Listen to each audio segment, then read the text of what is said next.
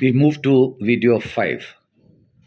Harry, going through your book, I noted especially that you pointed out that all three major meals in the day, the intake should be between 500 to 700 grams. In other words, one should restrict the intake to about 700 grams. Do you think it is practical?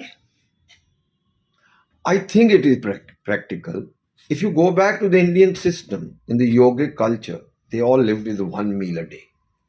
And the Ayurvedic system said you eat between the sunrise and sunset. It is only these big multinational food companies which have sort of advertised and convinced us to have 3 meals a day and then have snacks in between. Now, a human body, normal human body, needs about 2,500 calories a day in a combination of carbs, proteins, and fats. Generally, it is said 50% carbs, 30% protein, but 10% fats. Fair enough. Very simple mathematical calculation. Each gram of carb and protein converts into 4 calories. A gram of fat converts into 9 calories. You work it out. The total food you require to achieve 2,500 calories is only 500 grams. Do we really take them? We eat as much as 1,000 and beyond grams of food. So what happens to this excess double food we have eaten? Obviously, we're going to have the fat around our waist and all other places on body.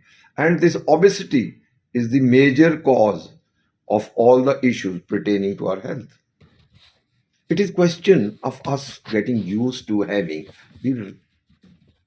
that much amount of food which our body. Another point I would like to ask is that you are in favor of mixed grain. Now, can you elaborate why is it so? When the grains were cultivated by the human beings at the start of the what we call the agricultural revolution, about 10,000 to 12,000 years, when we started cultivating grasses and grains. And today we have all sorts of grain. Unfortunately, the main grain which the world over we use is the wheat. Today, wheat in 70 years has been genetically modified 2,500 times. And I find wheat with gluten content in it is one of the major cause of most of our diseases. So what do? Let us say in India, we are used to eating wheat and rice, white rice. So what do you do with wheat if you can't eat that? But there are alternatives. You could go with millets.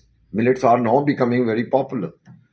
They are grown with very little water and they have not yet been genetically modified.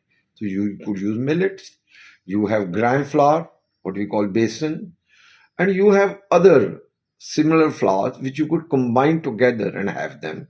And you could avoid wheat. You have corn, but again, corn has been very badly genetically modified by the West and now even in India.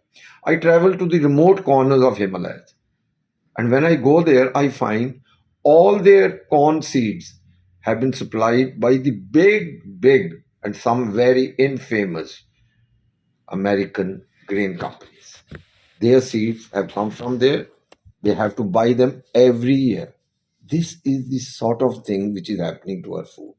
Therefore, we should try to mix our grains, those which are common to us, which are not genetically modified, and which are organic.